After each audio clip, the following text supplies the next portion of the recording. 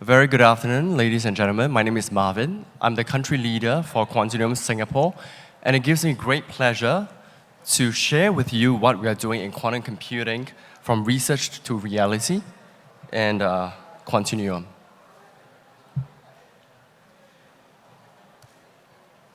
So I think a very common recurring theme across different scientific leaders and major global computing companies is that quantum computing is not simply about faster computation, it is about building a new tool, a novel tool to simulate nature. Now, what do you mean by simulating nature, you may ask, right? Isn't this a largely scientific problem? Well, in practice, in reality, it is the foundation that unlocks economic as well as industrial value across a broad spectrum of sectors, including chemistry, materials, energy, semiconductors, advanced manufacturing. And like AI, we believe that quantum computing, actually, the potential of which has been largely underestimated, especially in the early years. Now take generative AI, for example. When it first emerged in 2023, many people were extremely skeptical about its potential. The market potential was unclear. And we fast forward a few years to today, it is now projected that generative AI has about 75% of CAGR growth from 2023 to 2026. And this is an entirely new computing paradigm that we see translating into real business impact. And I believe that we can apply the same trajectory to quantum computing, where the CAGR is estimated to be about 56% from 2030 to 2040. And this is where we begin to see how we shift from experimentation to industrial deployment. Now, like HPCs, many governments around the world view quantum technology, quantum computing, as a strategic national infrastructure. And many of them are actually investing early because they understand that it takes time to actually build and develop meaningful quantum use cases. It takes time to secure talent, to anchor supply chains, as well as to position the economies accordingly to capture that new wave of quantum advantage. And just looking at the sheer breadth and scale of investments by various governments across the globe, you can see that quantum computing is no longer just a niche research field. It actually is a priority technology that governments are placing their strategic dollars behind to build competitive advantage for national security reasons, to advance scientific research, as well as for industrial deployment. But quite unlike HPC, it is not just the governments that's placing strategic dollars behind these investments. Increasingly, we are also seeing enterprises around the globe, big and small, actually investing quite heavily and investing early in quantum computing. Now, when enterprises in the private sector actually put their dollars behind a technology, you know that, hey, there is a commercial market here to tap into, right? And this is evident from the number of active POCs, the proof of concepts that we see over time across a broad spectrum of industries. And with more enterprises actually coming on board, you're beginning to see more and more of these use cases being developed in a deeper and more meaningful way and at a more rapid pace, and also a faster pathway to adoption.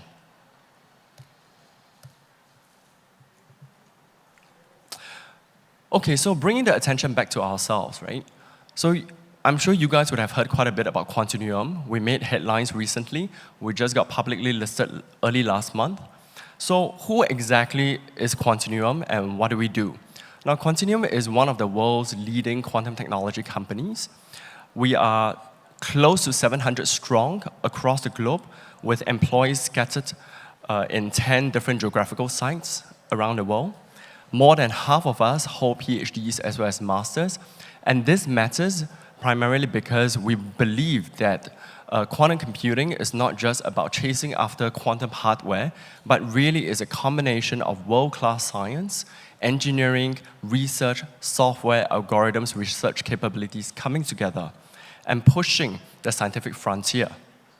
So despite us being publicly listed, we continue to place heavy emphasis on scientific credibility, which explains why we continue to push out patents, we continue to produce scientific publications. Now, Quantinuum offers a fully integrated quantum platform, and this allows our customers as well as our partners to actually access a full suite of our offerings from hardware to software, developer tools, as well as domain-specific applications via this thing called Nexus, an integrated cloud platform. So this is a single accessible platform that allows customers and clients to access all our tools and offerings, one single source of truth, and giving you connections to more than 150 organizations actively using this platform and more than 750 active users. So this is also to ride on others' momentum, share protocols as well as share best practices. Now, Quantinuum has a very clear roadmap when it comes to our hardware, right? As we pave our way towards our universal, fully fault-tolerant quantum computing, or FTQC in short. Number one, Quantinuum, we offer, our hardware basically has all-to-all connectivity. This means that the qubits are actually freely interacting with one another, and this is especially important because it allows us to implement broader QEC codes, right? Quantum error correction codes. And secondly, Quantinuum is also leading the market in terms of 2-qubit gate fidelity. So the higher physical fidelity actually allows us to reduce the number of physical qubits required per logical qubit, and this is especially important for accurate computation. Last but not least, as you can see, as we continue to scale our hardware, and we go from generation to generation, starting with H1, and the most recent generation of our hardware being Helios, which was launched last year in November, not only are we placing emphasis on increasing the number of qubits to our systems, we also want to make sure that our systems remain stable, reliable, and the science is credible. So it's not just about grabbing headlines about how many qubits we command, but really about logical fidelity. So if you look at Helios, which is our latest machine, it offers 98 physical qubits, which translates to about 48 logical qubits today.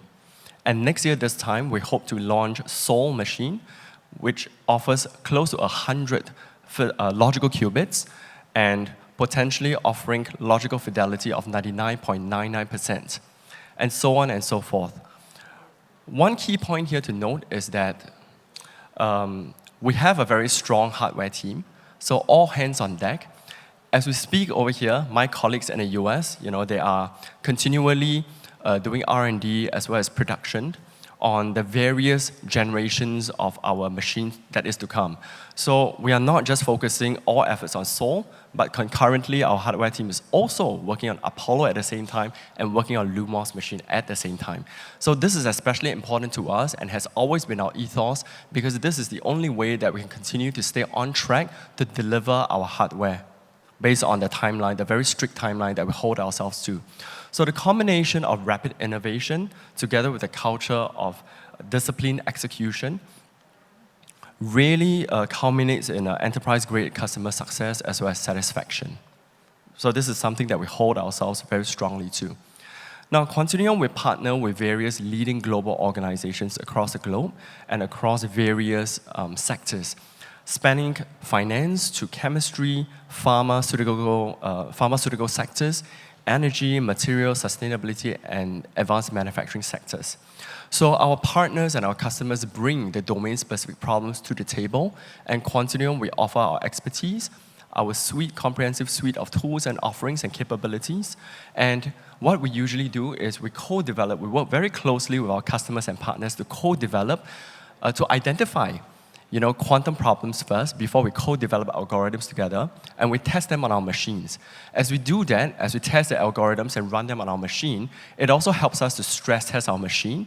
And so it is pretty much a symbiotic relationship. We continue to improve our hardware as we mature, in our collaboration.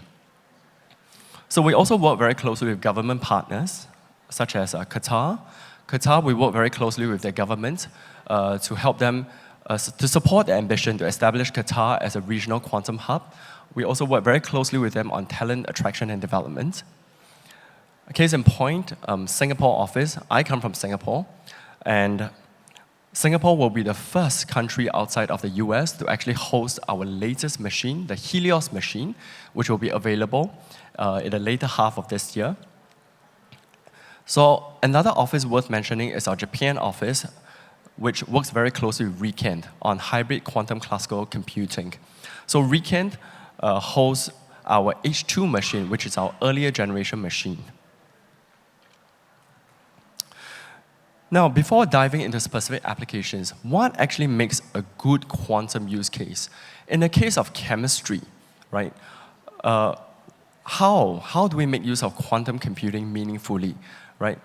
Quantum computing really comes into the picture when classical methods fail, right? And these generally refers to systems that require strong electronic correlations, right? So, for instance, this means that electrons are so highly interdependent on each other that it makes better sense to actually simulate a molecule as a whole instead of by piecemeal. So 2 quick examples that I'm actually going to run through. One is on targeted cancer therapy, and the other one is on drug stability for active pharmaceutical ingredients.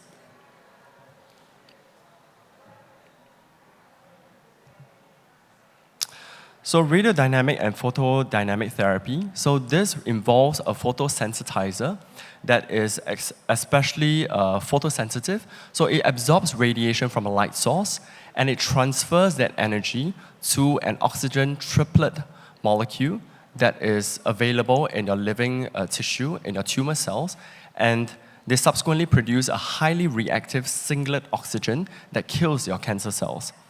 Now this is a partnership that we're working very closely with one of the global pharmaceutical companies in the world. And the drug candidate, Remo 301, is currently in clinical trial. So to give a closer look at what we are looking at, imagine this to be our drug candidate, this entire metal-organic framework with a hafnium center or a hafnium node that is extremely photosensitive, that absorbs light radiation. And in the same structure, you have a ruthenium unit that is a photosensitizer. So when you administer this drug into a living tumor cell and you shine a light source, the hafnium center gets activated and excited, and it then absorbs and localizes this energy. It then transfers this energy to the ruthenium unit, which gets sensitized. So if we zoom in to the ruthenium unit, you can see this yellow glow around the ruthenium unit, which symbolizes the electron cloud that's activated in this activated state. And the surrounding neighboring oxygen triplet molecule that actually comes close to it actually gets energy transferred from ruthenium over to the oxygen triplet, and thereby actually causing the production of this highly reactive oxygen singlet state that kills your tumor cells. So this is how this entire process works. And the next example I'm going to talk you through is on the chemicals, focusing on the chemical stability of active pharmaceutical ingredients, or APIs in short. Now, we all know that APIs in our drug molecules, they are very vulnerable and prone to degradation over time because of oxidative stress, because of radiation stress, or other environmental stresses, right? And this has an impact on drug efficacy as well as safety. So if you look at imipramine, which is this molecule over here, the degradation process of this is something that our pharmaceutical partner is trying to understand. And the degradation process actually involves many possible molecular structures of this imipramine molecule, as well as various reaction pathways. So they make use of quantum computing to actually simulate these pathways. And one of these imipramine molecule, the molecular structure, has to be represented by one quantum circuit. So in order for that to scale, it becomes a problem. And that's where we come in to use a generative quantum AI approach, or GenQ AI approach in short, to actually do the generative synthesis of the quantum circuits so that we can do this quickly, and we trained on quantum data, which effectively speeds up the costly pre-processing steps. So this is an extremely transferable as well as broadly applicable approach, even for your battery research as well as our materials research. And this is basically a listing of some other chemistry projects that we actively work with our partners as well as our customers. I won't go into details. My technical team is here today, so if you'd like to have a conversation, happy to have a quick chat after the talk. And it brings me to my last slide. How then can Quantinuum actually help you and work with you, to get started with quantum computing? Now, early movers actually don't wait for full commercial maturity, as I mentioned earlier, because it takes time to actually develop quantum use cases. It takes time to gather a team together, your talent, and to do code development of algorithms. So how can we get started? Quantinuum can work with you very closely to firstly identify high-value use cases across a spectrum of scientific problems, regardless of the industry that you're in. And the next step would really be to conduct a technical workshop to dive a little bit deeper with our solution architects as well as our scientists. They will help you map your challenge to a quantum use case. Next, we develop and test promising quantum use cases, and we co-create novel algorithms together via structured development cycles and testing them on our leading hardware. And last but not least, we're happy to also build executive and technical awareness of quantum technology together with you and your team through quantum immersion sessions to upskill your team, to build awareness, as well as to accelerate the path to adoption. So I'll conclude my talk today by saying that Quantinuum is ready to journey with you to bring you from curiosity to awareness to action. Thank you very much. 안녕하세요. Good afternoon, everyone. My name is Sang-Gu, and I'm CEO of IonQ, and I'm teaching quantum mechanics and chemistry and biological physics at Bugyeong National University. First, I would like to express my thanks to the organizing committee for inviting me to Quantum Korea. Today, I will discuss the latest trend in drug discovery and drug design using quantum computing and artificial intelligence. Drug discovery is one of the most complex, time-consuming, and expensive process in science. Researchers begin with an enormous chemical space estimated to contain approximately 10 to the 60 possible molecules. This vast number is gradually narrowed down through target identification, lead discovery, preclinical studies, and multiple phases of clinical trials. In the end, only one candidate may successfully become an approved drug. The entire process typically takes more than 10 years and requires an investment of over $1 billion. Despite the significant advance in traditional computer-aided drug design, classical computational methods still face major limitations in efficiently exploring this enormous chemical space and accurately identifying effective and safe drug candidates. So this is where artificial intelligence and quantum computing may play an important role. In this industry, these technologies have the potential to improve the molecular screening and prediction and optimization, ultimately reducing both the time and cost required to develop new medicines.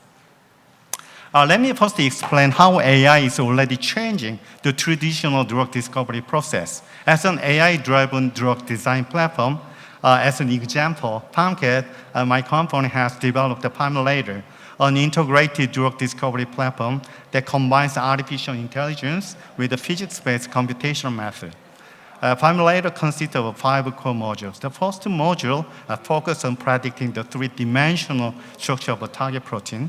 And once the target protein structure is obtained, then we perform virtual drug screening using large chemical libraries. To make the screening process more accurate and efficient, we also incorporate the molecular dynamic simulations. These simulations allow us to evaluate the stability and dynamic behavior of drug-target interactions under physiological conditions. In addition, we integrate the principle of quantum physics and quantum chemistry, density functional theory, with the classical computational method to achieve more accurate analysis of the electronic structure and the electronic charge distributions of drug molecules. This provides a deep understanding of molecular interactions that may not be fully captured by conventional computational methods. So we also use machine learning and AI models to predict drug toxicity and the key pharmacokinetic properties, collectively known as ADMET, absorption, distribution, metabolism, and excretion. Ultimately, we use generative AI to design, generate a diverse novel drug candidate. Through this integrated platform, we aim to identify promising molecules more efficiently and optimize them in terms of efficacy, safety, and drug-like properties. Then, why quantum computer in the drug design? Beyond the classical ligand design, quantum-based approaches can provide additional insight into protein ligand systems. For example, for the binding site characterization, quantum-based approaches are especially useful in metalloproteins and enzyme active site, where protonation state, spin state, polarization, and metal coordination strongly affect binding. In protein ligand interaction modeling, quantum-based methods can complement the classical docking method by describing local electronic effects that are very difficult to capture with classical force field alone. So, quantum-based approaches can also support de novo ligand generation by exploring chemical and the conformational space more effectively. To better understand why metal coordination is important, here are several representative metalloenzymes. Different metal ions play essential roles in enzyme structure and function. For example, zinc is found in carbonic anhydrase, and copper in superoxide dismutase, and iron in cytochrome P450. These metal-containing enzymes are closely related to various diseases, such as Wilson disease, anemia, and the metabolic disorders. So, accurately modeling this metal site is very important for understanding disease mechanism and for designing more reliable ligand. So in drug discovery, quantum computing can be approached in two ways. The first one is a quantum classical hybrid approach, as like a chocolate milk ice cream, or quantum centric, where classical computers handle large-scale calculations, while quantum computers focus on specific difficulty paths, such as electronic structure or optimization problems. This is the most practical strategy in this area. But the second one is a fully quantum approach, where quantum computers perform the main calculation directly. So this could provide a strong advantage in the future, but it requires more advanced and fault-tolerant quantum hardware. A recent example from Science Advance shows how quantum-centric supercomputing can be applied to metal complex. In this study, the authors simulate iron-sulfur clusters, which are important metal-containing systems in biology. These systems are very difficult to describe with conventional classical method because the electronic structure becomes very complex as the system size increases. So by using quantum circuit with a 77 qubit, the authors of IBM and Riken showed that quantum-based approaches can handle chemistry problems beyond the scale of exact diagonalizations. So these examples support the idea that quantum computing may become a useful tool for modeling metalloproteins and complex active site. Building on these recent quantum chemistry studies, one promising approach is a sample-based quantum diagonalization, or SQD. Accurate electronic structure calculations are very difficult because many electron Hilbert space grows very rapidly. So SQD addresses this problem by using quantum sampling to identify chemically important electron configuration instead of exploring the full Hilbert space directly. Then, these sample configurations are projected into smaller subspace in active space where diagonalization can be performed more efficiently.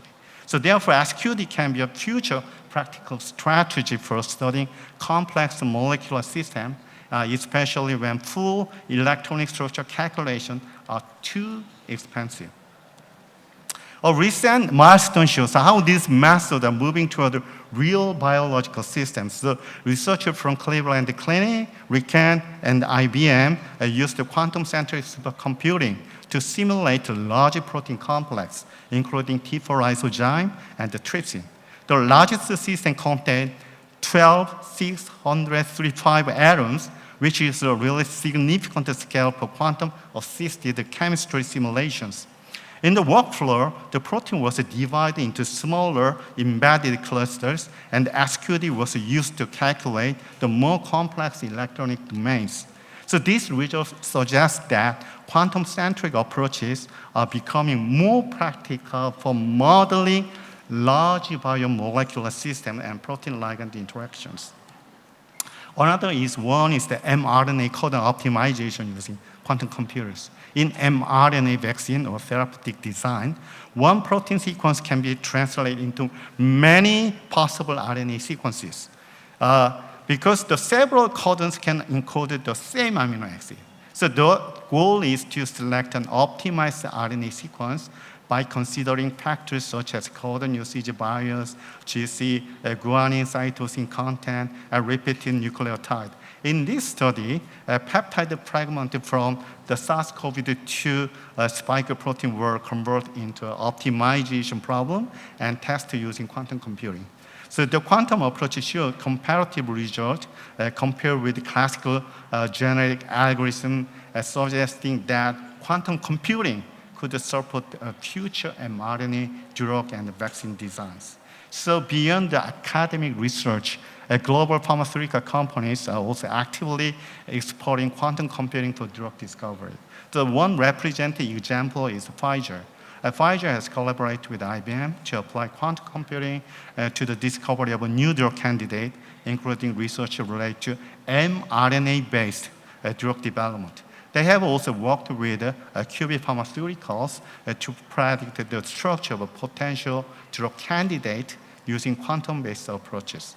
These examples show that quantum computing is not only a theoretical research topic, but is gradually becoming part of a real pharmaceutical innovation in industry.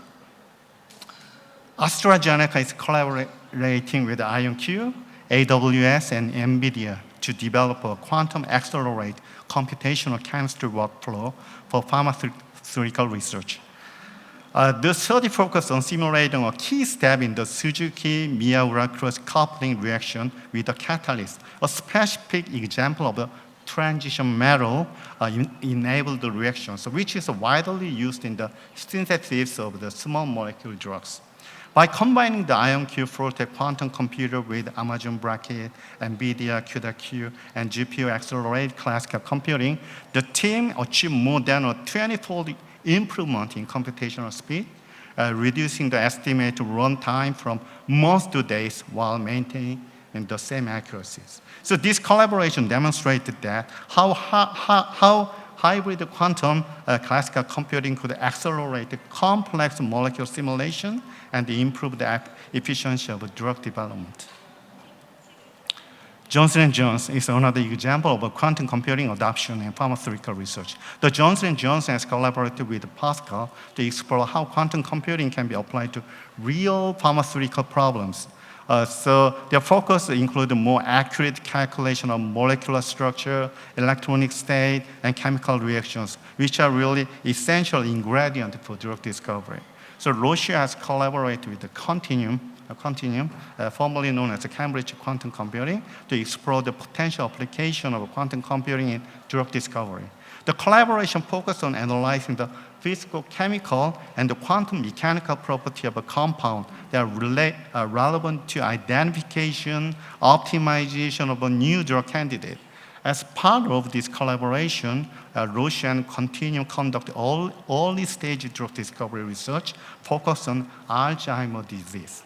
So in addition, they developed a quantum algorithm suitable for noisy intermediate scale quantum or NISQ device and perform molecular simulation studies using EUMEN, Continuous Quantum Chemistry Platform. I don't know how to pronounce this one. So this collaboration illustrates how quantum computing could contribute to molecular property analysis, interaction prediction, and the early,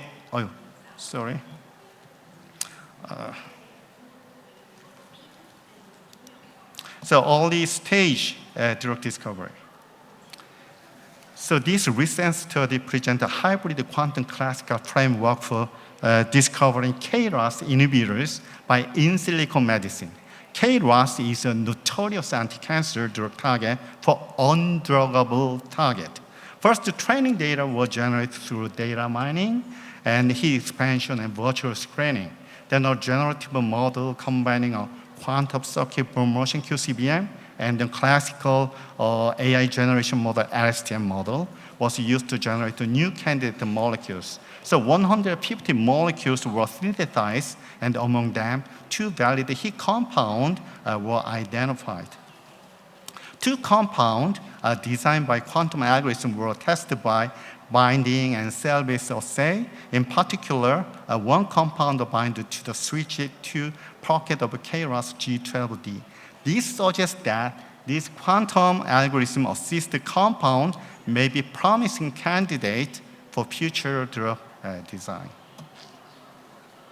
So finally, I would like to briefly introduce our PalmCAD recent study on peptide structure predictions using CUDA-Q의. In this work, we predict the structure of a heptapeptide, 7-peptide APRL-RFY on a tetrahedral lattice using a quantum approximate optimization algorithm.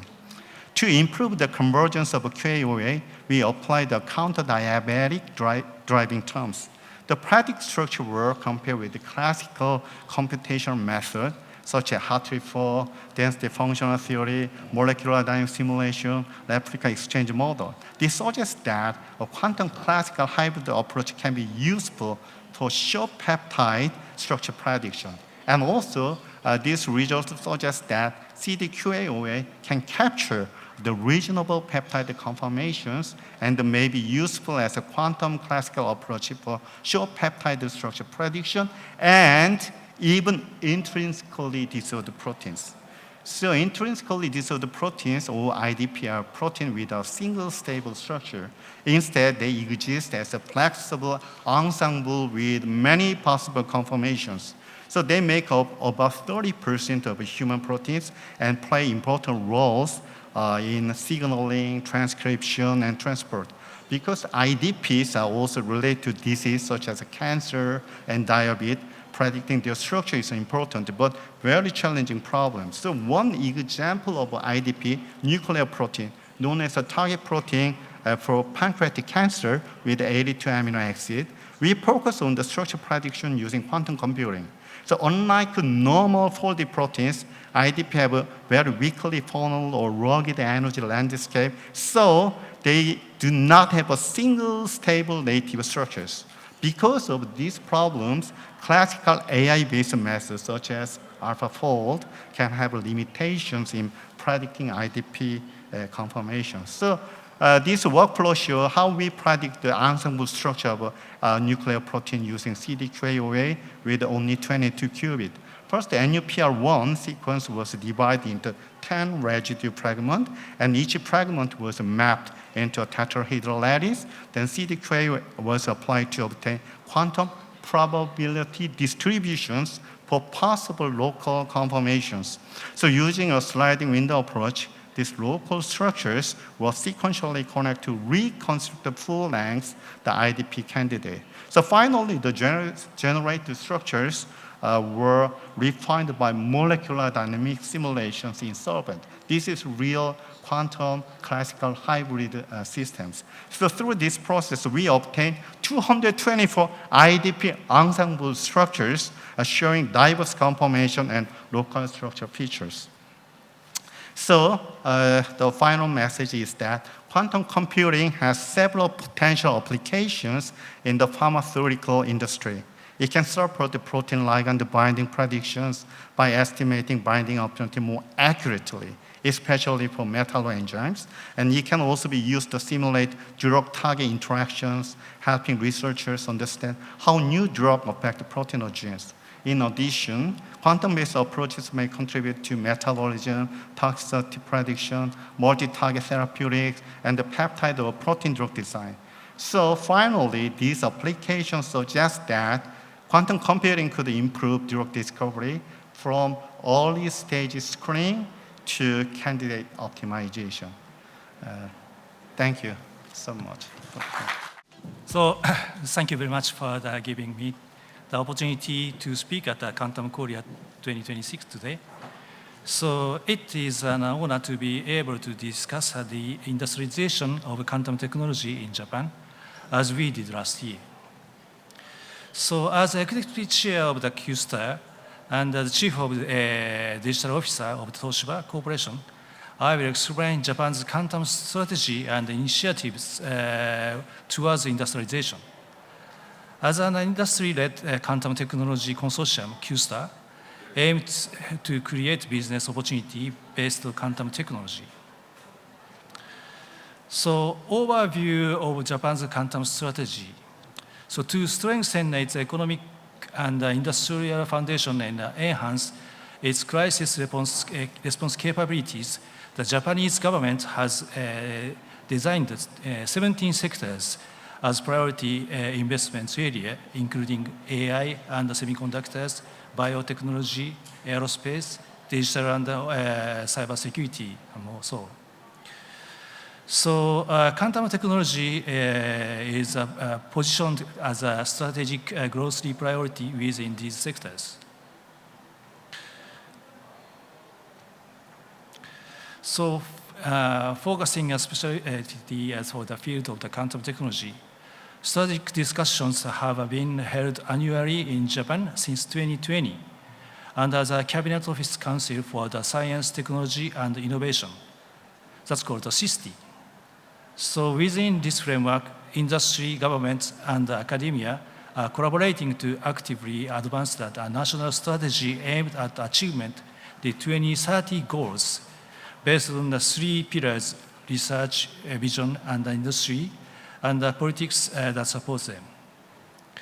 So one of the vision is to create the world in Japan by 2030, where 10 million people are using quantum technology without even realize it. In 2026, we are working to translate our vision into the real-world implementation. One such initiative is to the expansion of the QKD network. We are building a globally competitive long-distance test-bed environment and conducting proof-of-concept experiments using confidential information from government, defense, healthcare, finance, and other sectors. Quantum key distribution, QKD, system known as the Tokyo QKD network operates as a testbed available to government, industry, and academia, enabling the secure transmission of the confidential information. Currently, the network is expanding to major cities such as Tokyo, Nagoya, and Osaka.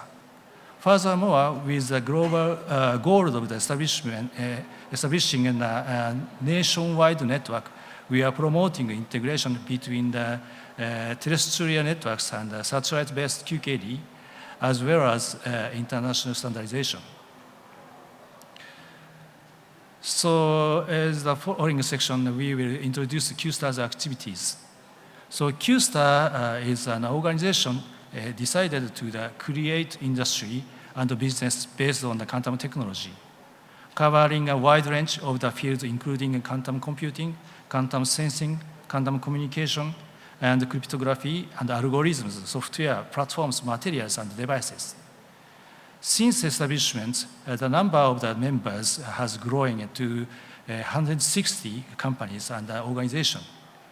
And through a collaboration between user companies and vendors, Q-STAR is accelerating practical implementation, standardization, and international cooperation. Since its establishment in 2021 by 24 members, the group has been promoting the commercialization of quantum technology through various activities. It has also contributed to the government's policy-making efforts, as mentioned earlier. Since 2022, the group has been working to strengthen collaboration with South Korea. One of the Q-STAR's distinctive features is that the majority of its members are user companies. This enables collaboration from the perspective of both users and vendors. We believe this is a strength even when compared to industry association in other countries.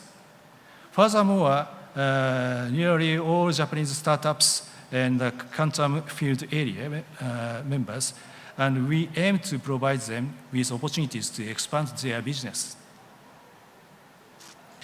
So at Q-STAR, cross-disciplinary working groups and subcommittees are active at the area such as promoting the SDGs, a combinational optimization program, quantum cryptography and communication, quantum city promotion, material, device, and sensing, standardization and policy proposals, testbed progression, human resource development, and startup support. These groups are generating diverse use cases and advancing them to the demonstration stage. The main activity is development use cases, which is being discussed in the subcommittee. Members from the wide range of fields participate in the subcommittee's activities, keeping abreast of the latest technological trends while developing use cases. The use cases discussed here are being tested in the testbed environments. So in line with the vision of the Japan I mentioned earlier, Q-STAR aims to realize a society by 2030 in which 5 to 10% of the population in developing countries and 10 million people in Japan utilize quantum technology. So main topics of our policy advocacy efforts is, of course, the growth strategy. The roadmap established through the discussions with expert members focus on the quantum sensing, quantum communication, and quantum computing and network. So it highlights the economic and strategic importance of quantum technology in the context of the global trends and structural change driven by AI. It also outlines key investment priorities, policy measures, and direction of the market growth and the strategic developments. So furthermore, the Japanese government has established a strategic use case study group to accelerate the practical application of the quantum technology. The group aims to explore the creation of the use cases through the collaboration among industry, government, the academia, focusing on the field where significant benefits are expected from the application of quantum technology, such as materials, finance, and drug discovery, and logistics. It contributed to the formulation of the government's budget designed to promote the growth of the quantum industry. In collaboration with relevant government ministries and experts from Q-STAR, the group conducted interviews with companies, universities, and the public research instruments. Based on the finding of this survey, the group contributed to government efforts to secure funding for the large-scale demonstration project aimed to the accelerated quantum technology use cases and to develop testbed environments. So let's take a look at the few specific use cases. Q-STAR is participating in the NEDO program titled Expansion Impact Assessment and Global Development of the Quantum Use Cases Collection. A list of the use cases examples development by the combinational optimization program subcommittees includes. So natural disaster risk portfolio optimization, truck delivery route optimization, material mix ratio optimization, and so on. So this is a field large-scale traffic simulation. So through large-scale real-time traffic simulation and optimization of the routes and track signal control, it is possible to significantly reduce travel inconvenience and environmental impacts. Currently, traffic congestion prolongs travel times and energy consumption of the travelers. So Q-STAR has begun full-scale collaboration with GQuad, which is established last year within the National Institute of the Advanced Industrial Science and Technology, with the aim of accelerating the adoption of the quantum technology in the real world through the use cases, through the use of the testbeds and the use cases and the standardization and human resource development. GQuad operates the 3 quantum computers based on the different architectures and an HPC system equipped with more than 2,000 GPUs. So as Japan's Mirror Committee for the IEC ISO JTC3, IS means that quantum technology. So Q-STAR is international conference and a working group activities contributing to development of the global quantum ecosystem through the standardization of the quantum computing benchmarks and the publication of middleware specification. So we aim to promote the global sharing of the frameworks centered on the middleware layer and foster the development of an ecosystem characterized by the high levels of the collaboration and interoperability across national borders and organizational boundaries. By clearly defining the overall architecture of the software stack and publish the design principles and the specification of the middleware layer for the computing optimization program, we will enable stakeholders involved in the software development to collaborate more effectively.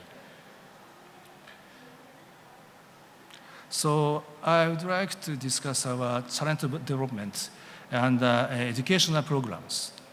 So we are implementing educational programs through industry-academia collaboration to promote quantum literacy among a wide range of the age groups and professions, including research residences at OIST, it is Okinawa, hands-on the global leadership development courses, and hands-on the quantum sensor events.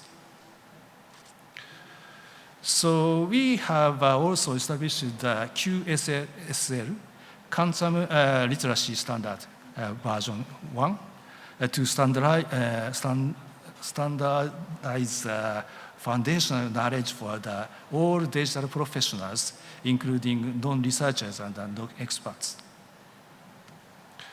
So Q-STAR is also committed to the fostering the Japanese startups. Now in its 3rd year, Quantum Startup Days features matchmaking events that brings together domestic and international venture capitals, firms, and corporations, and strengthening support for the startups aiming to expand globally.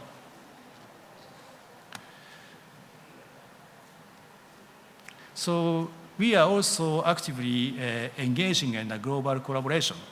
So it's very important to use the opportunities like today's to gain a better understanding of the one another and to advance our collaboration towards industrialization. So at Q Expo 2026, held in Spain this past May, we achieved 2 major milestones. The first was the establishment of the joint booth in collaboration with JETRO, which supports Japan's trade industry. So this makes the important step towards the global commercialization of the quantum technologies. Another development is that the organization from the South Korea and the United Kingdom have joined ICQIA, the International Federation of the Quantum Industry Association. So we are very pleased that the KQIA has joined this initiative, and we look forward to engaging in the discussion with them and this forming going forward.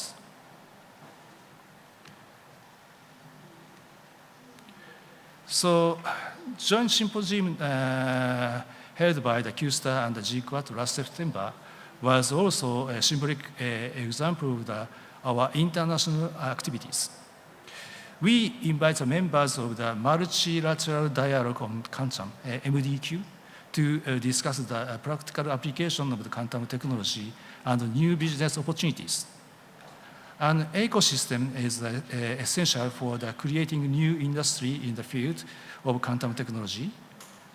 Nothing can be achieved by the efforts of the single country alone.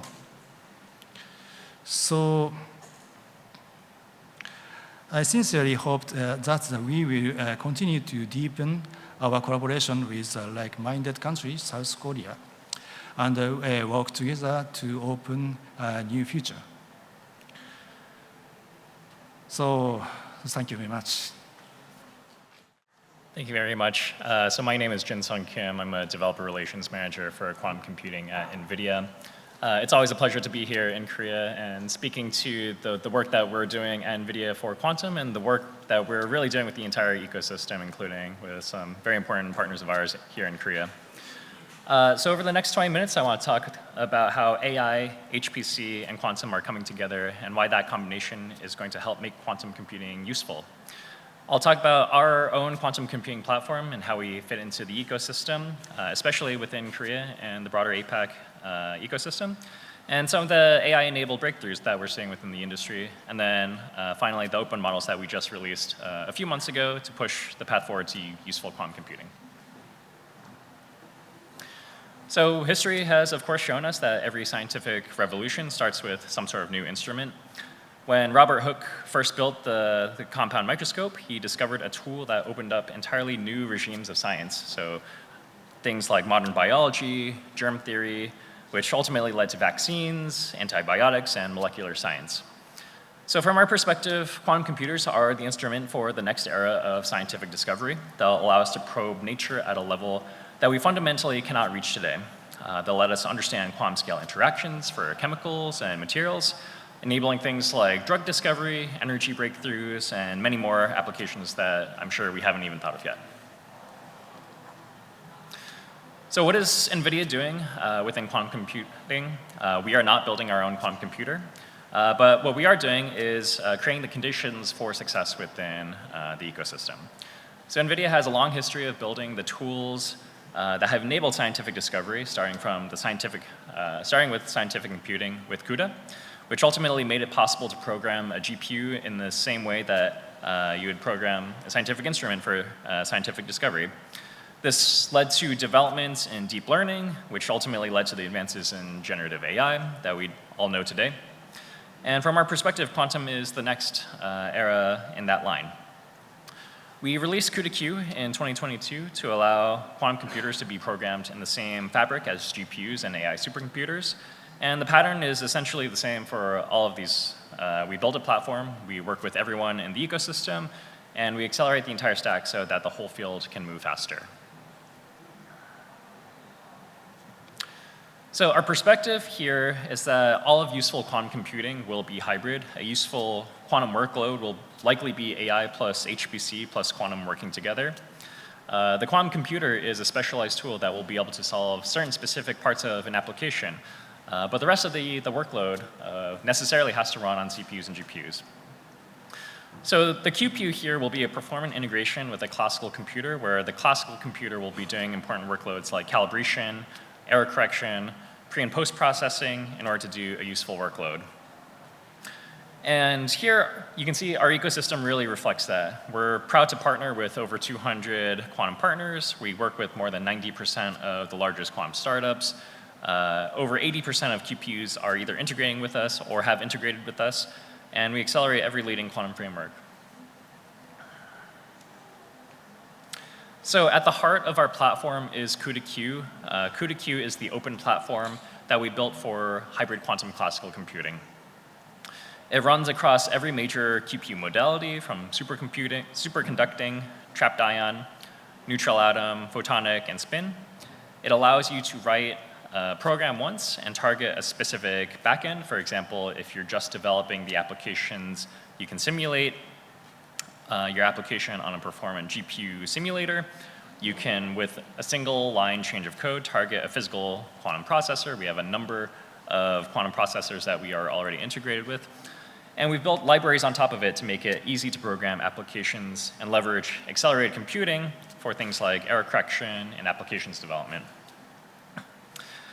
At the systems level, we've designed an architecture called NVIDIA, and this is actually what enables the tight integration of a GPU system and the actual physical quantum processor. So this enables a very low latency, high bandwidth link between the control system of a quantum computer itself and a GPU for things like quantum error correction and fast calibration.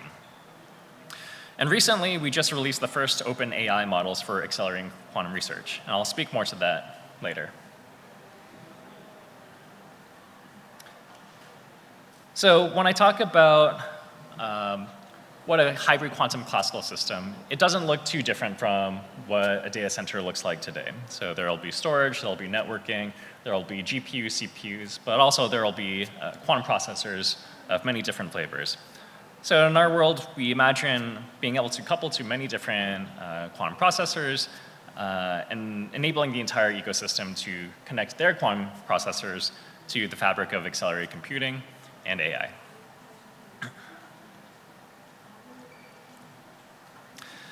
And really for this model, supercomputing centers around the world are really the home for enabling these types of quantum breakthroughs, especially within this hybrid paradigm of coupling CPUs and GPUs next to quantum processors. And you can see this happening all over the world where supercomputing centers are actually starting to deploy this model of hybrid quantum classical computing. And I'll zoom into kind of the ecosystem within the APAC region, where we have, of course, multiple very important partnerships with, for example, KISTI, AIST, RIKEN, NSCC, along with many others. But let me speak to some of the work that we're doing in Korea to enable the quantum ecosystem. Just this past March, we signed an MOU with IonQ and KISTI to help build a quantum HPC system in Korea. So the goal here is to connect KISTI's newest national supercomputer, Hangang, which is an NVIDIA Grace Hopper supercomputer, and connect it to IonQ's trapped ion quantum computer. So ultimately, they can work as a single performance system. So CUDA-Q within this hybrid system allows researchers to develop quantum applications on GPUs and integrate them in real time with physical quantum hardware. And NVIDIA Link is what will physically link the QPU to the supercomputer and enable rapid calibration and things like error correction. So this gives Korean researchers a real hybrid platform for things like drug discovery, materials and optimization, and it'll be a key enabler of Korea's K-moonshot and science and AI national strategies. In February, a startup partner of ours, SDT, opened Korea's first commercial quantum computing facility. This is right here in Seoul, just across the river in Gangnam. And what they've built is a true quantum classical hybrid system. So this is a superconducting QPU built by Anion, another one of our partners, called Creo, sitting right next to an NVIDIA DGX B200 node, and also coupled together with NVIDIA Link. So you can see the GPU system at the bottom, the gold box in this picture here. This system can handle the heavy classical work, things like data encoding, the control loops, and post-processing, while the quantum workloads can be offloaded onto the QPU. This whole system is exposed as a cloud service called QRNG, which unifies CPUs, GPUs, and QPUs in one environment, so developers can run an end-to-end workflow without managing the infrastructure themselves. And it's natively integrated with CUDA-Q. So this is actually the first commercial deployment of NVQ Link in a real data center. And so it's very exciting to see quantum GPU hybrid computing moving out of research and actually into industry. So zooming out beyond Korea, just want to highlight a couple of very recent announcements. Supercomputing centers are standing up NVIDIA GPU supercomputers as key enablers for their quantum HPC hybrid work. So in Japan, Riken's RCCS just deployed a GPU supercomputer called Rokuo. This is 135 nodes of GB200 NVL4, so this is about 500 plus Blackwell GPUs.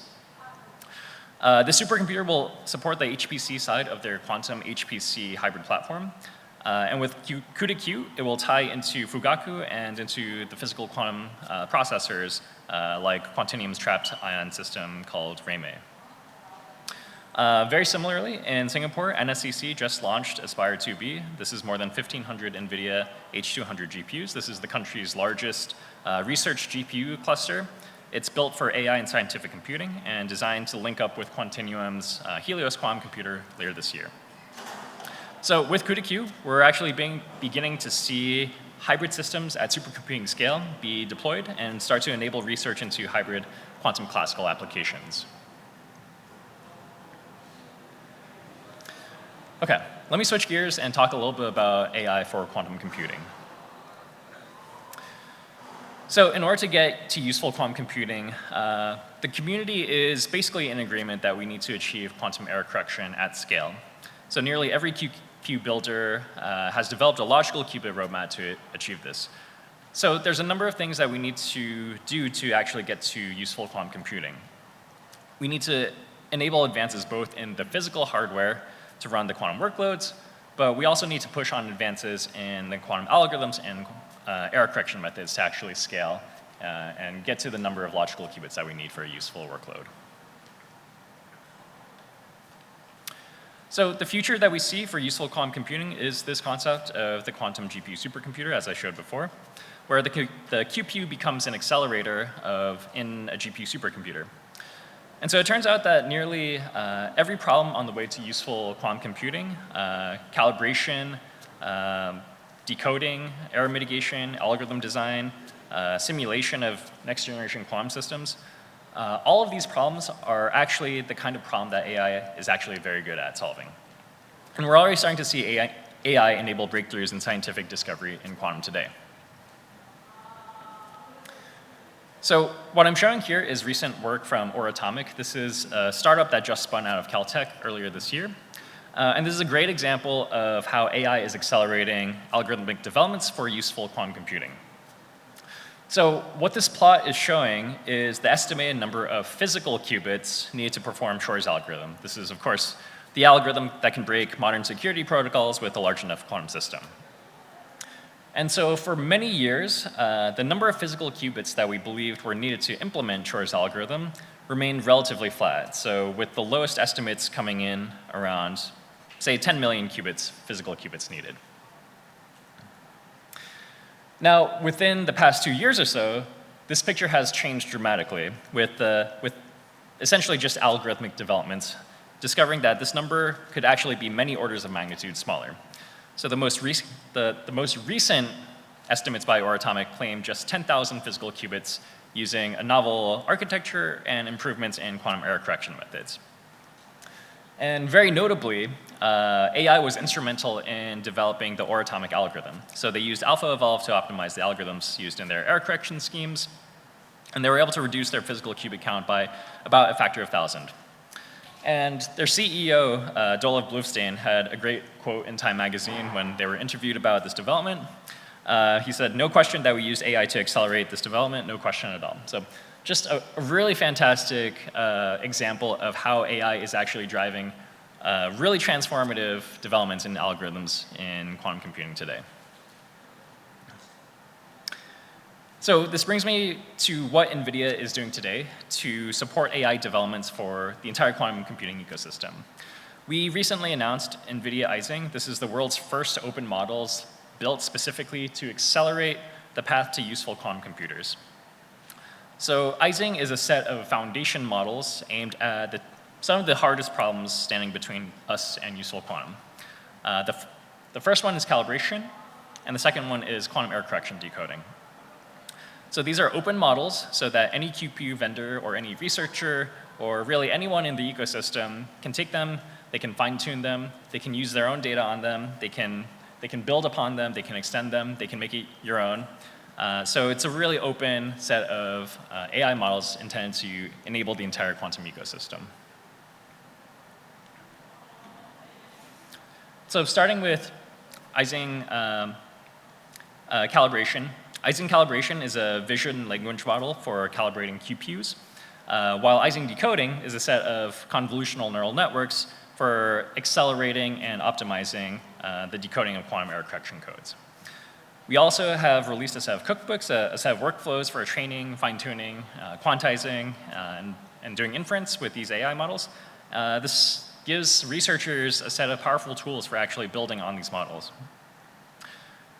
We have open research. We recently just published 2 papers on Ising decoding and on Ising calibration. And we're opening the data set, so the entire community can benchmark and train models as well.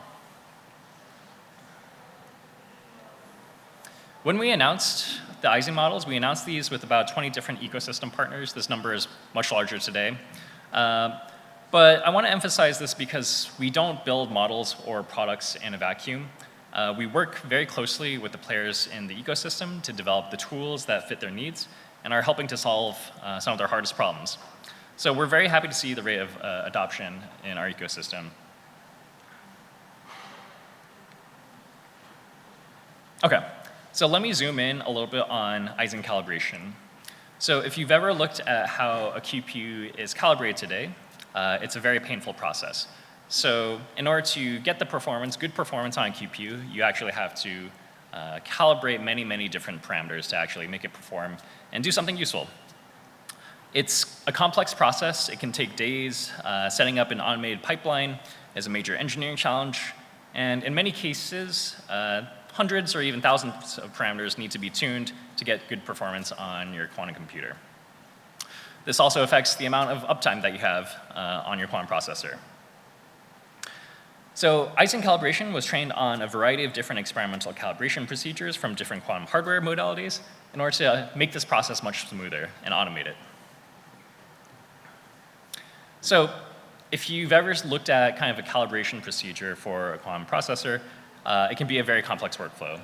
Typically handled by humans, but in some cases automated with a large engineering effort.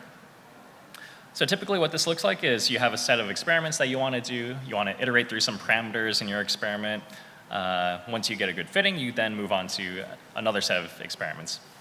And you do this multiple times for multiple different parameters, and many of these parameters are interdependent on each other. And within this process, there are also many different failure points.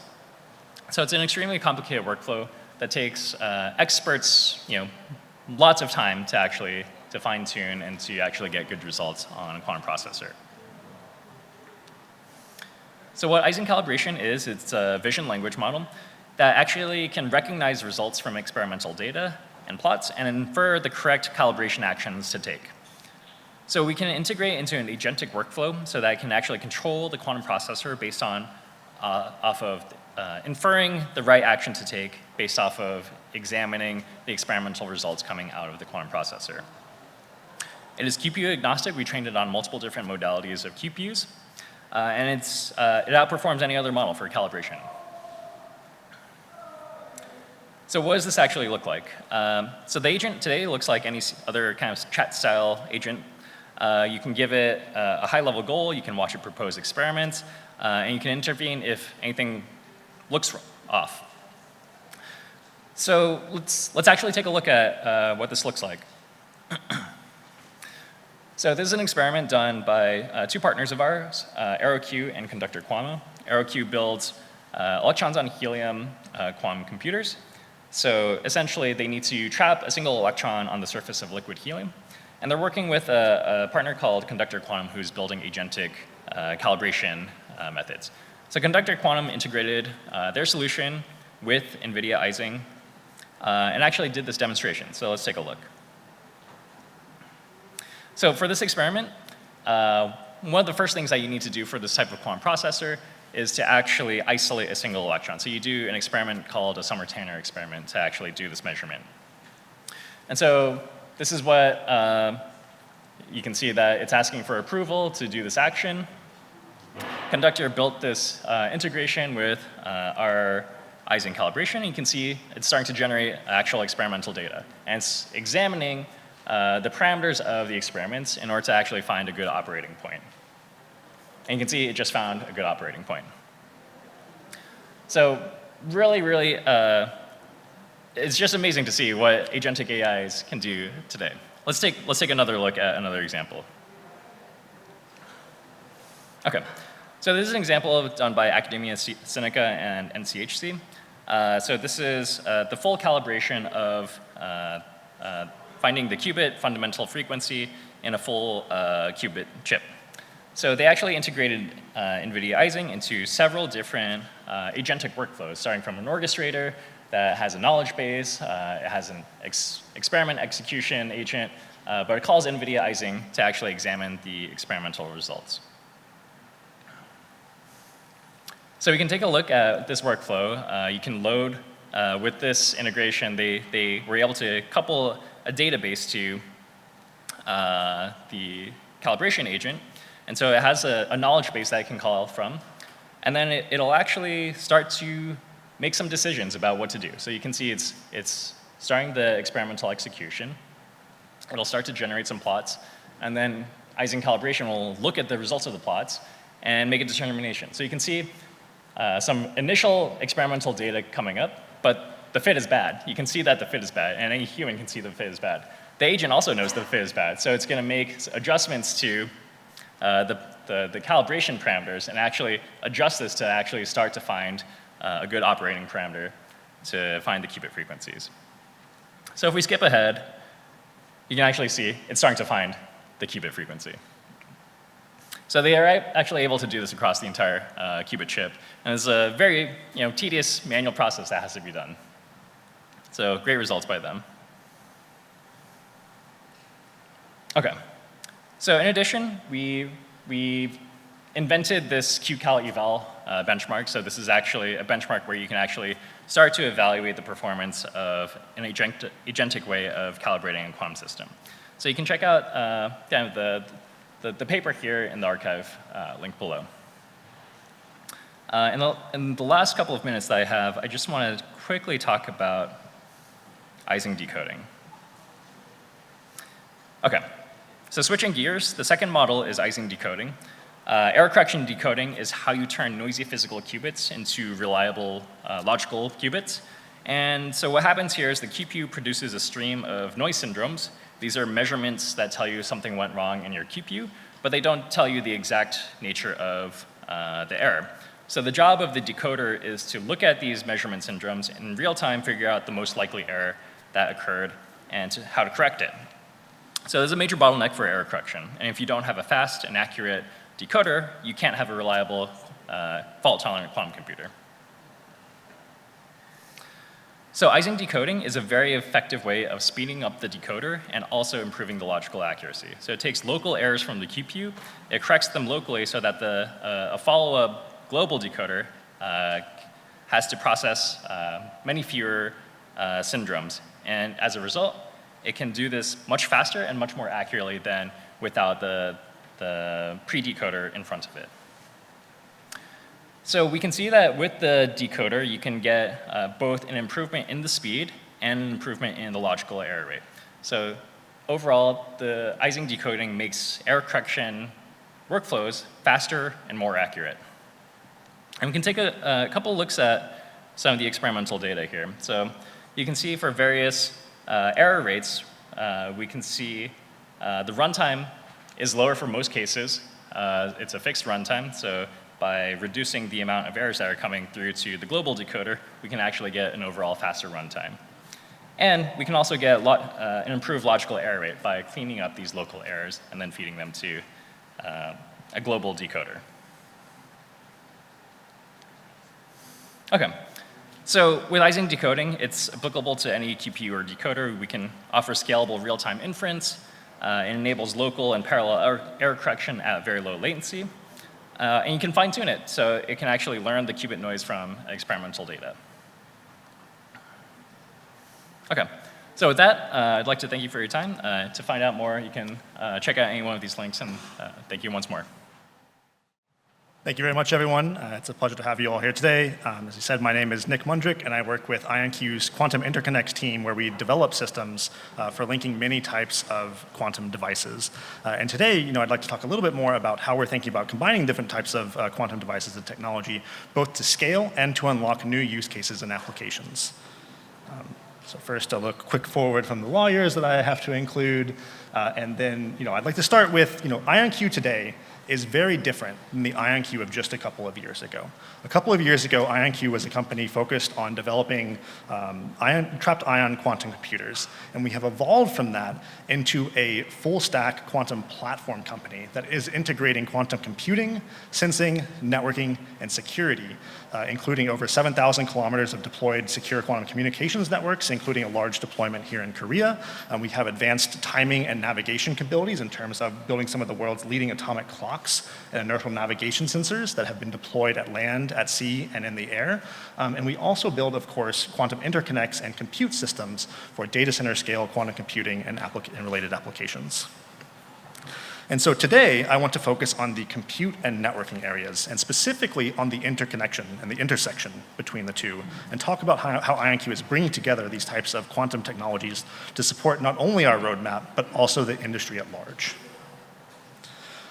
So just as a reminder of a little bit of history on IonQ's architecture for modular quantum computing, this goes all the way back to the original vision at the founding of IonQ from Junseng Kim and Chris Monroe. And the foundation of that vision is really about taking lots of high-performance quantum computing modules and connecting them over a fast entanglement distribution network. And so on the left here is actually the original paper that Chris and Junseng and others wrote back in 2014. It's now been more than a decade. And of course, all of the technologies have evolved very rapidly since then. But the fundamental aspect of the vision, the fundamental concept, has remained steady and steadfast. And so on the right here, that was what we're going to dive into a little bit more about still connecting high-performance quantum computing trapped ions using a memory-enhanced interconnect architecture. And so, this on the computing side, things have evolved very rapidly. Going back to 2017, when IonQ first started to turn on ytterbium systems that were using lasers for optical gates with just 15 qubits. And today, of course, we have the world's leading 2-qubit fidelity gate record based on electronic qubit control trapped ion systems that can scale to 2D grids of electronically controlled systems, as we demonstrated in 2025. And the interconnect hardware, as we'll discuss later in the presentation, has evolved as well, changing from linear Bell state analyzers, which do not incorporate quantum memories, to memory-enhanced interconnects for higher speeds, fidelities, and the ability to link different types of quantum systems. But again, the enduring thesis of how do you build these large-scale modular fault-tolerant quantum computers has remained the same and has proven itself to be a successful approach around which to develop these technologies. And specifically, it relies a lot on how we scale semiconductor and classical computing technologies today, which is by replication and not reinvention. And so as we think about designing, for example, a 256 electronic qubit control trapped ion quantum computer, that 256 qubit system is composed not of just one solid unit, it is many 2-qubit unit cells that have been tiled together and stitched together to make this 256 qubit chip. Then, as you think about scaling up to 10,000 qubits and beyond, you are then tiling that same 256 qubit chip many times on a single chip that allows you to get larger and larger processors using the same types of scaling strategies that we have for semiconductor and classical computers today. This is a proven approach and is reflected, for example, in IonQ's advancements to DARPA's QBI Stage B last November. So in Stage A, we defined the technical concepts by which we are going to pursue this goal, and Stage B really focuses on fleshing out and delivering on the roadmap needed to execute on this work. And so, we have started on that roadmap, and we are actively and rapidly executing on it. Just this year, we have gone from, our commercial partnership with Skywater, which we announced plans to acquire in January of this year, which that transaction is still pending close. and already started to shape out multiple chip designs. So we've gone through chip design, fabrication, and prototype testing, where the prototype testing has now demonstrated the critical performance metrics that we need for the full 256 qubit device. So this is great progress by the quantum computing team. And in parallel with that, we are also undergoing component and system level testing that are needed to take the prototype progress and integrate that into a full 256 qubit system. We also have teams that are working on the advanced research and development. They're looking around the corner for what are we going to need as we start to scale past 256 and to 10,000 qubits and 20,000 qubits and beyond. And that work is also underway right now. And so the point here is that the key R&D is proven on these elements, and we are now focused on the engineering needed to scale these to full fault tolerance. So zooming back out to our compute architecture, I've talked a little bit about the high-performance compute modules here on the left. And for the rest of the presentation, I would like to focus more on this memory-enhanced interconnect backbone piece, because this is very deeply connected with how we think about connecting different types of quantum systems into a heterogeneous architecture. And so before I dive into the details of what we are doing with the quantum interconnects, I want to say a little bit more about why this is important across multiple use cases. So if we think about connected systems and we look at analogies to classical computing, we know that connected systems are going to be required to realize quantum's full potential. The most obvious use case, and the one that we've already talked about, is modular quantum computing. That is, taking multiple separate quantum computing modules and combining them together the same way that we build a high-performance compute cluster or data centers today using classical technologies. But if you have this capability to interface with a quantum computer through a quantum interconnect, that unlocks new use cases as well. A couple of examples here are, say, blind quantum computing, which if you have a quantum network interface to a quantum computer that allows customers to access quantum computers on a network and run algorithms without revealing the data or the algorithm itself to the compute provider. And so for customers with very detailed privacy requirements or security requirements on their workload, this is something that is interesting to that set of customers. On the other hand, if you have the ability to connect other quantum systems to your quantum computer, you can take advantage of things like connected quantum sensing, where I can take a quantum sensor and connect it via an interconnect directly into my quantum computer. And so now I have a full quantum signal chain. We're going from the sensor all the way to the computer where I can do my processing. And as you might imagine, this has certain advantages in running quantum signal chain processing algorithms. And so, there's starting to be theoretical work coming out that shows that you can get, for example, 4 orders of magnitude improvement in certain low signal to noise imaging tasks in areas like molecular imaging, satellite imaging, astronomy, et cetera. And in each of these cases, the key technology that you need for these is an optical quantum interconnect that allows you to connect these systems together. And the main function of that interconnect, but not the only one, is to compensate for loss in optical links and to speed up the rate of entanglement distribution between separate systems. So, what does this mean at a practical level? Well, let's take a quick overview of how these systems actually go about speeding up links between systems. So to start with the traditional approach on top here, this is a system where you don't have a quantum memory. You're not using a memory-enhanced interconnect. And so in this case, the way that you establish entanglement between two separate systems is you have to simultaneously pull a photon out of both systems and have it arrive at a detector at exactly the same time. And if either photon is lost, that connection fails, and your network has to reattempt the link, which drops your rates. So it's essentially a synchronous networking process, which raises a lot of challenges in real-world networks where each of these links is not lossless. There's a lot of loss associated in terms of pulling information out of a quantum computer and routing that to a detection hub. So how do we solve this with memory-enhanced interconnects? Well, for those of you with a background in classical networking, the analogy for how a memory boosts rates is that they act as a network buffer that allows you to move from a synchronous process, where everything has to happen at the same time, to an asynchronous process, where different parts of the network can operate independently. And so what this does is it breaks the requirement for simultaneous arrival by allowing the quantum memory to first buffer an input from QPU-A, so now you have established a link between QPU-A and the memory, then it switches to QPU-B, and you establish a link between QPU-B and the memory. And the memory can then undertake some internal operations to entangle those two systems and distribute that entanglement back to the QPUs on both sides. And this is fundamentally an asynchronous process, and this can mitigate loss in your network, boosting your rates by up to 50x. And so, what's behind IonQ's quantum memories that are referenced in this memory-enhanced interconnect?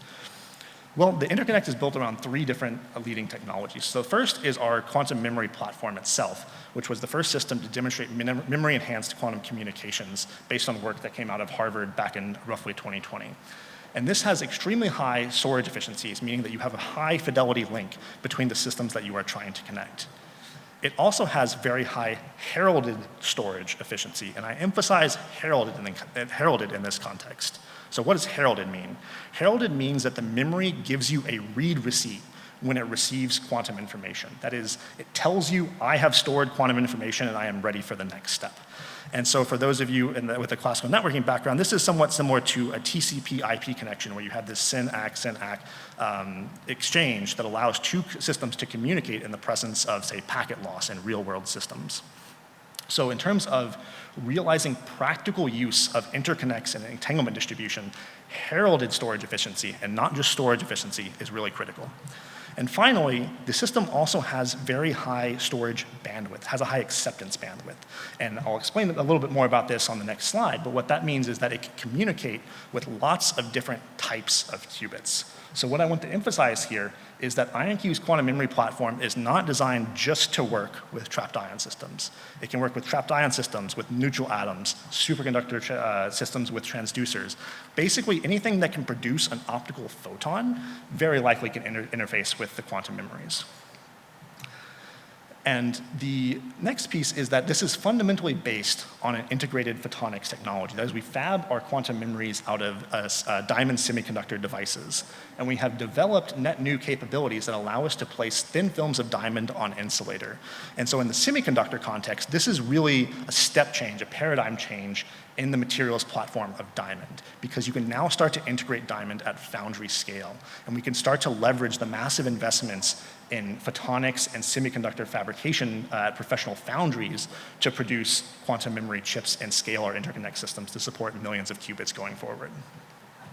And finally, we have proprietary fiber chip coupling, which allows us to efficiently interface between the quantum memory chips and the outside world, meaning that our quantum memory chips can communicate with other systems over room temperature optical fiber very efficiently, and reuse telecom fiber in existing infrastructure and data centers and at regional scale networks around the world today.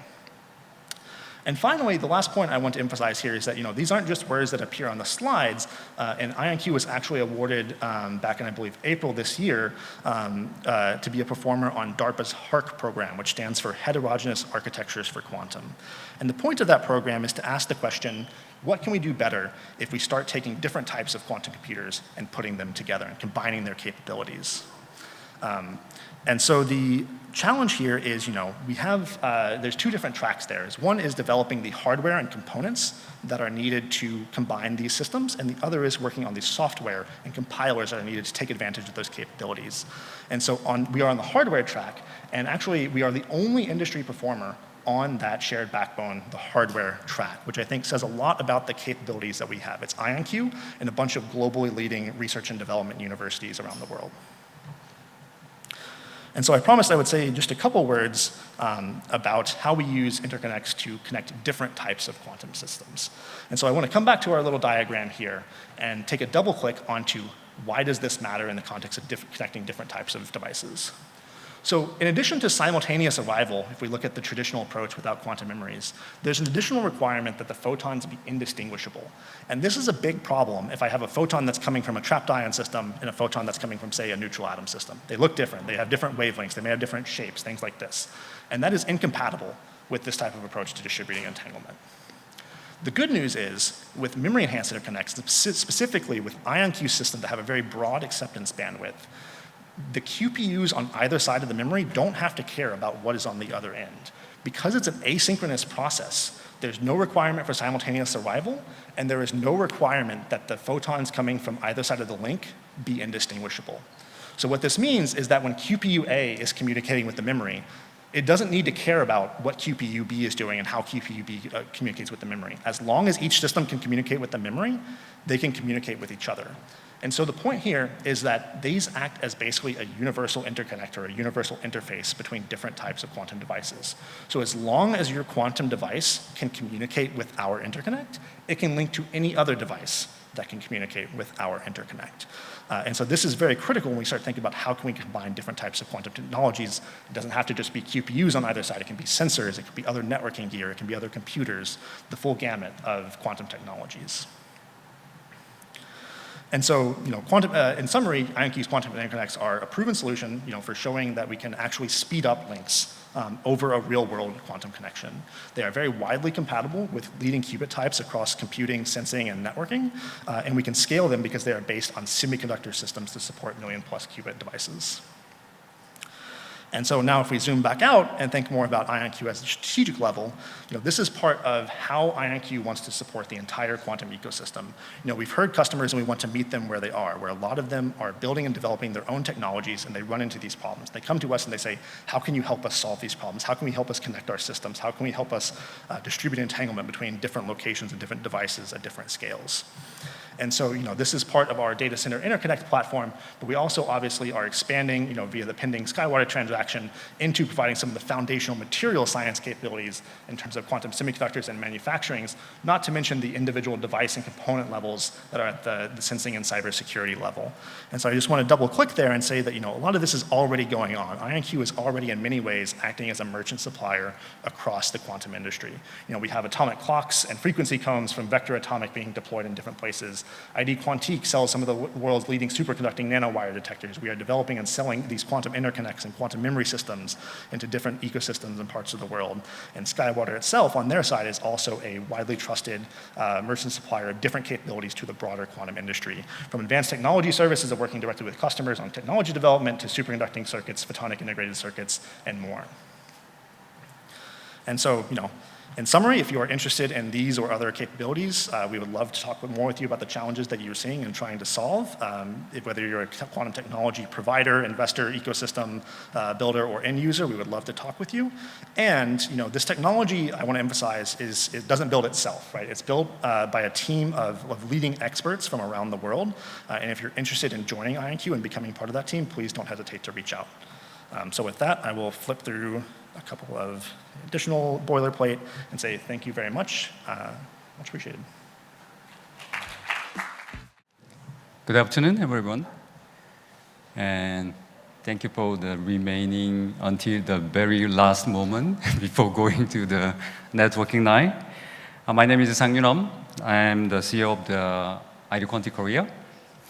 Today, I will talk about hybrid quantum security in the hyper-connected era and how we can build trusted infrastructures by combining QRNG, PQC, and QKD. These are all the aspects currently available in the market. So, in briefly, my main message is very simple. PQC is the baseline. QRNG strengthens trust at the source. QKD protect the most critical network corridors. So the right strategy is not to choose one technology or another. The right strategy is to build a hybrid quantum-safe infrastructures. Okay, let's see.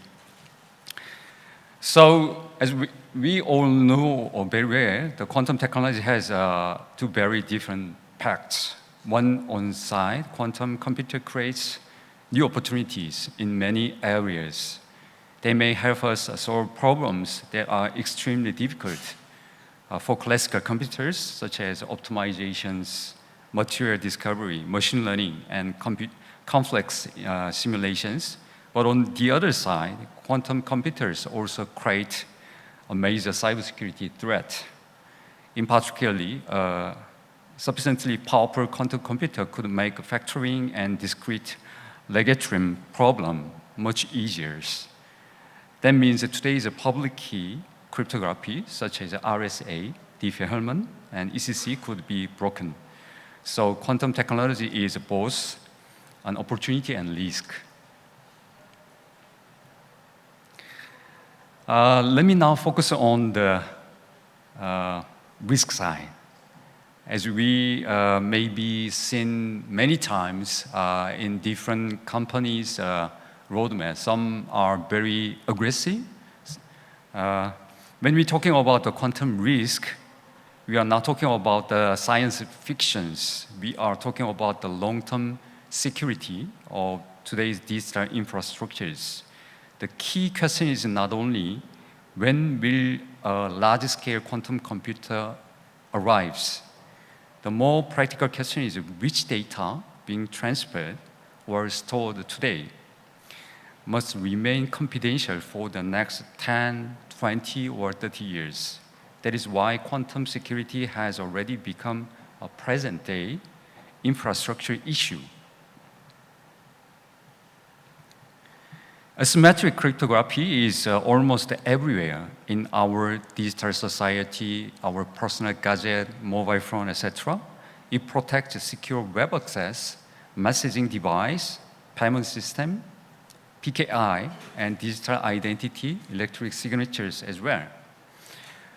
Even blockchain. If the RSA and the ECC become vulnerable, the impact is not limited to one application. It affects actually the trust across the entire digital ecosystem. So with classical computing, breaking current standard may take hundreds of years, but with sufficiently powerful quantum computers, the same task could become dramatically faster. Some are expecting few minutes to seconds. This is why the impact of quantum computing on cybersecurity is systematic now. It shows why financial, especially the institute, the public sector network, and telecom operators are especially concerned. Some type of data requires a long-term confidentiality. For example, client record, trading and risk model, strategic transactions, and internal backbone traffic may need to remain protected more than 10 years. This creates the risk very well known as the harvest now, decrypt later. An attacker may collect encrypted data today and simply wait until quantum capability becomes available in the future. That data may be decrypted later. So harvest now, decrypt later is not only a hacking issue, it is a data governance issue. The best place to start is where high-value data converges. Critical network corridor, data center interconnects, backup center, and institutional backbone networks.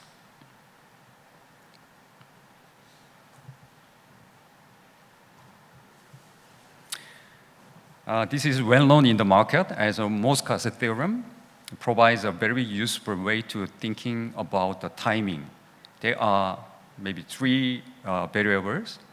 X means life of data. How long does the data need to remain confidential? Second, Y, the migration time. How long will it take to identify, replace, test, and deploy new cryptographic? Third, Z, the time until quantum capability can compromise the current system. So if X plus Y is greater than Z, then we already have a problem. This means we should not wait for Q day. By the time Q day arrives, migration may already be too late. So organizations need to understand their crypto posture now, identify critical application, and start the business's critical system that support daily operations.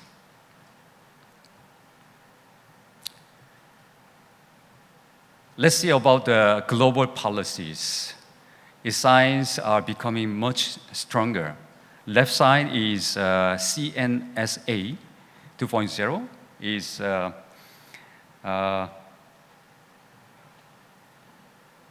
Cloud Security Association, NSA, ENISA, and the UK NCSC have all provided the timeline and the recommendation for migration to quantum-safe cryptography.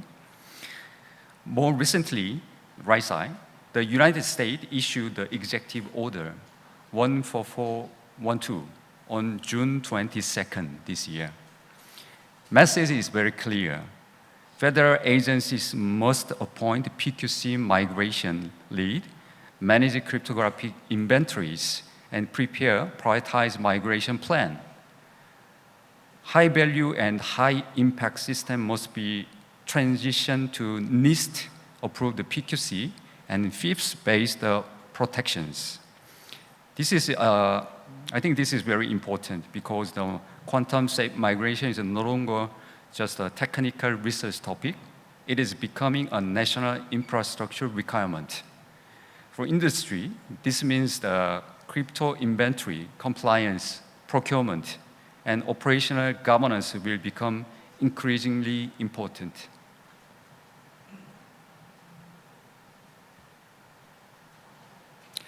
There is no single tool that solves every problem like a magic box. But luckily, we have a quantum-safe migration toolbox. We still rely on symmetric cryptography, such as AES, for data encryption. We use a hash function for authentication and signatures. We now have a post-quantum algorithm for key establishment and digital signatures. We also have a QRNG for high-quality key generations and QKD for quantum-based key distribution and key establishment. Each technology plays a different role. PQC is essential for broader software and protocol migrations. QRNG strengthens the quality of the randomness at the source. QKD provides a separate quantum-secured layer for critical links. The goal is to use the right tool for the right layers. Let me start with the QRNG.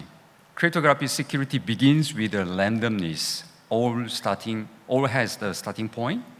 If the entropy source is weak or predictable, the entire security architecture can be weakened.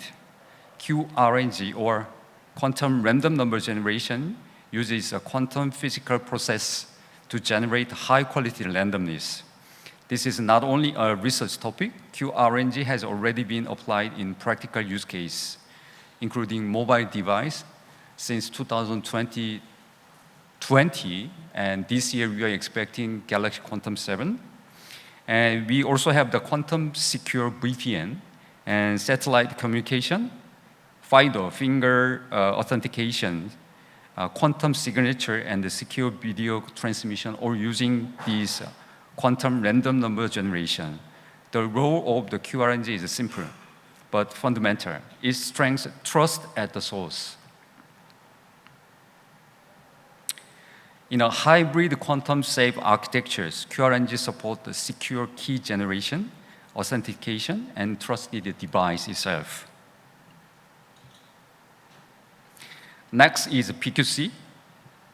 As I said before, PQC is the baseline for the migration because it can be deployed through software, protocol, and standard-based cryptographic systems.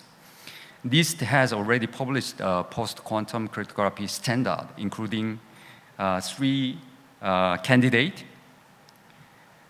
based on the digital signatures and the hash-based signatures.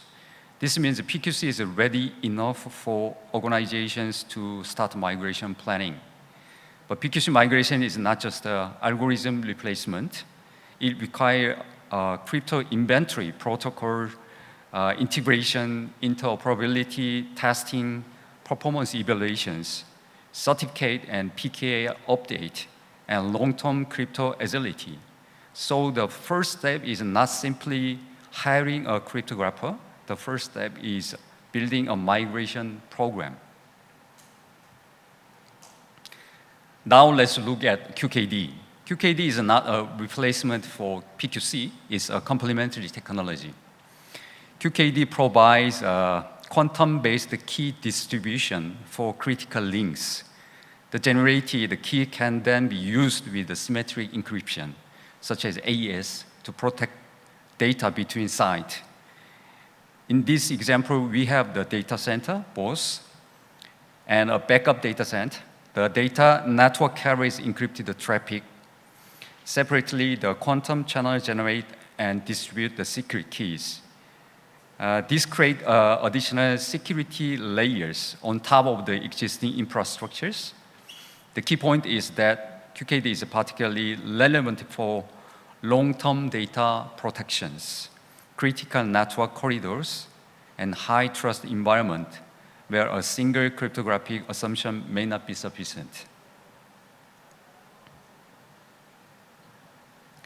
This is my core presentation today. A PQC-only portion may become the baseline compliance approach, and the PQC is absolutely essential.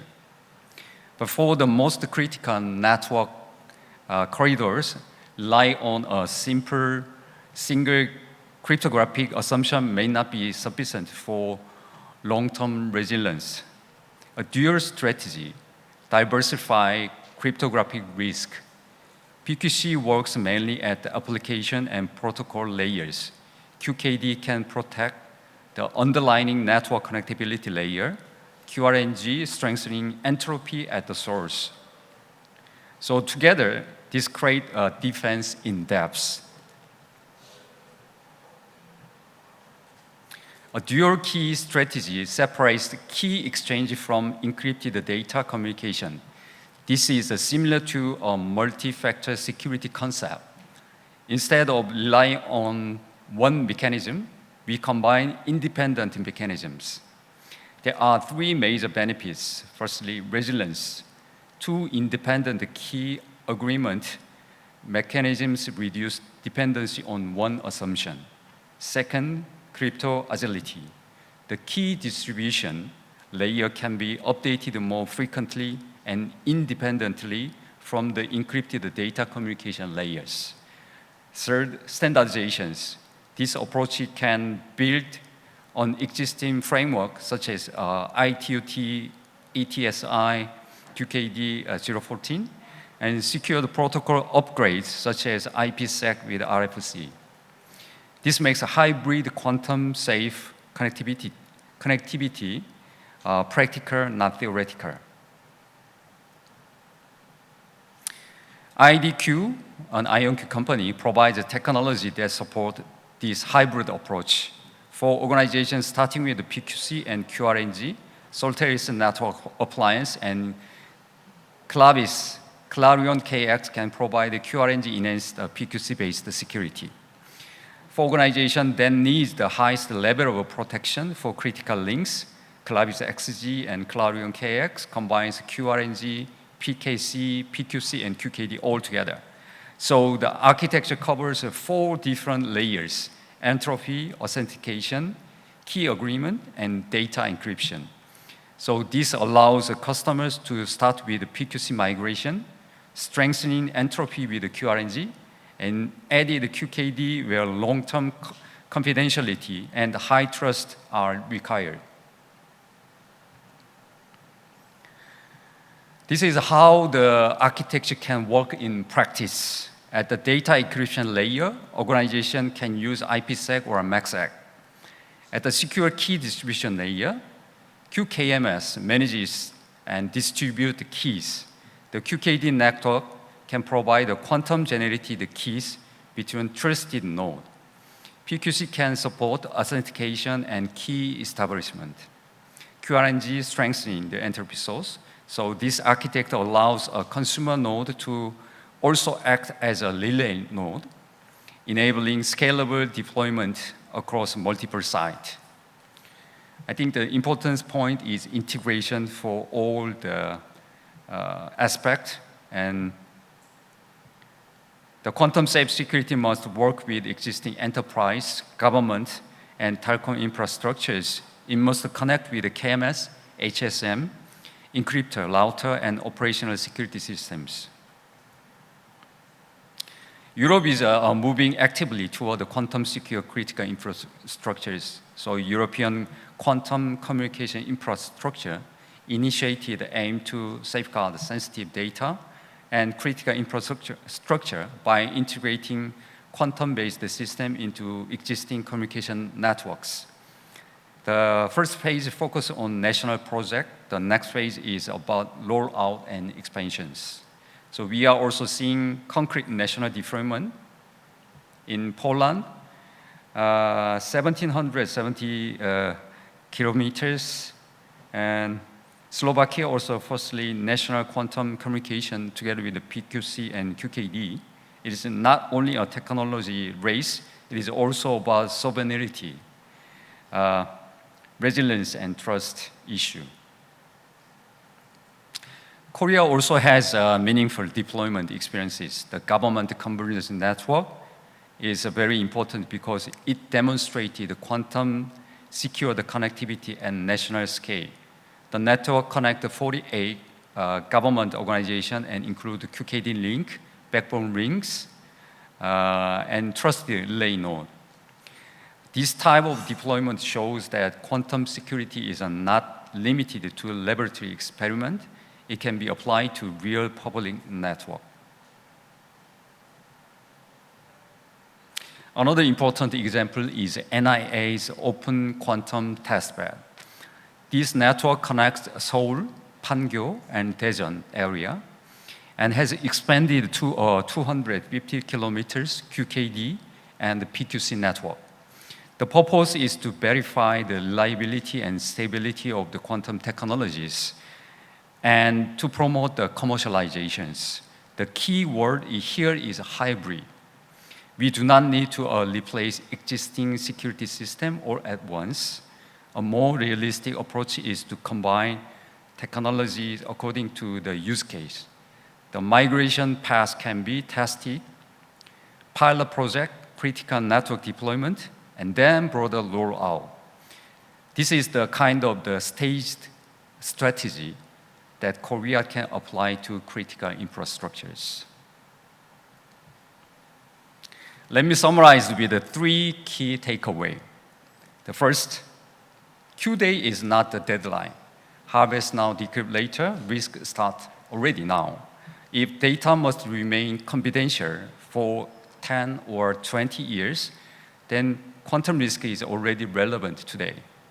Second, PQC, QRNG, and QKD solve different layers of the trust problems. PQC is the baseline for the broader migrations. QRNG strengthen the entropy source. QKD protect the most critical network corridors. Third, hybrid quantum-safe infrastructure is the practical path for critical network. The goal is not to choose one technology. The goal is to build a resilient, crypto-agile, and trusted digital infrastructures. I'd like to leave you with one final message. The question is not whether we choose PQC or QKD. The real question is how we build trusted digital infrastructures that remain secure in the quantum era. That requires a hybrid strategy. PQC as the baseline, QRNG as a trusted source, QKD for the most critical network corridor. Thank you very much.